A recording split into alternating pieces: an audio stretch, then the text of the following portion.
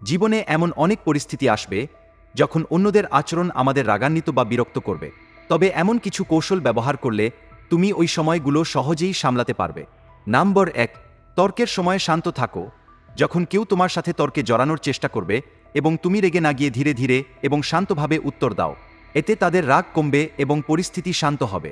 Number 2, কেউ ক্ষমা চাইলে তাকে ধন্যবাদ বলো। যখন কেউ ভুল করে এবং ক্ষমা চায়, তখন কোন সমস্যা নেই বলার বদলে ধন্যবাদ বলো, কারণ এর মাধ্যমে তুমি একটি সুন্দর মনের মনোভাব তৈরি করবে, যা তাদের ভবিষ্যতে আরও সচেতন হবে। নাম্বার 3, কেউ তোমাকে বিরক্ত করলে তখন তুমি হাসো। যদি কেউ ইচ্ছা করে বিরক্ত করে তোমাকে রেগে না গিয়ে শুধু হাসো, এতে তারা বুঝবে যে তুমি তাদের কথা গুরুত্ব দিচ্ছ না, তখন তারা নিজেই থেমে যাবে। নাম্বার 4, যদি কারোর চিৎকার শুনো তাহলে তাকে সহানুভূতি দেখাও। যদি কেউ রেগে গিয়ে চিৎকার করে তোমার প্রথম বিষয় হতে পারে তাহলে সব ঠিক আছে তো বলে সান্ত্বনা দাও। নাম্বার 5, কেউ যদি রাগের মাথায় অনেক খারাপ আচরণ করে তাহলে তাকে পানি খাওয়ার অফার দাও, দেখবে সে নিজেই তোমার কাছে ইচ্ছাতো বদ্ধ করবে। বন্ধুরা, এমন আরও ভিডিও দেখতে চ্যানেলটি সাবস্ক্রাইব করো।